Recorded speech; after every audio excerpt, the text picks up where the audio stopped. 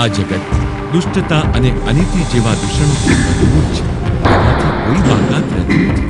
આ બધાથી થાકેલા અને નિરાશ ધર્મદેવ અને ભક્તિદેવીએ પોતાનું ગામ છોડીને રામ ભગવાનની જન્મભૂમિ અયોધ્યા જવાનું નક્કી કર્યું.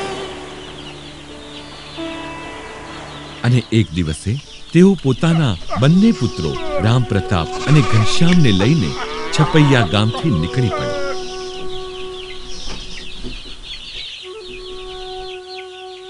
તેઓ અયોધ્યા જવા માટે સરયુ નદી પાર કરવા માટે નદી કિનારેના મખોડા ઘાટ આવી પહોંચ્યા.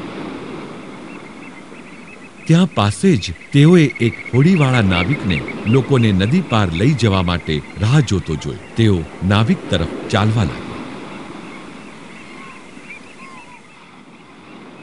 પહોંચતા જ તેઓએ જોયું કે નાવિક આશ્ચર્યચકિત થઈને યુવાન ઘનશ્યામ તરફ જોઈ રહ્યો હતો.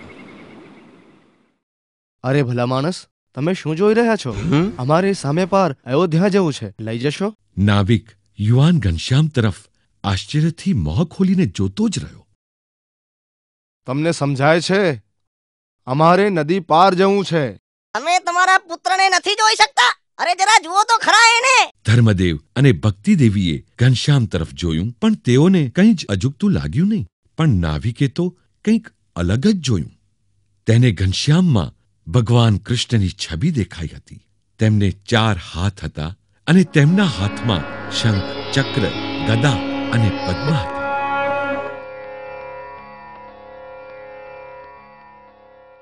હોડીવાળો આ દિવ્ય દ્રશ્ય જોઈને આનંદિત થઈ ગયો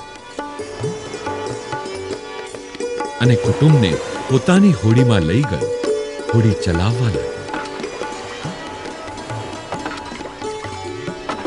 સરયુ નદી પાર કરતા હતા ત્યારે નાવિકે ઘનશ્યામને પોતાની તરફ બોલાવ્યો અને સંપૂર્ણ સફર દરમિયાન તેની સાથે બહાલપૂર્વક રમતો રહ્યો. આખરે નદીની પેલી પાર રામઘાટ પહોંચ્યા અને સમગ્ર પરિવાર હોડીમાંથી ઉતર્યો.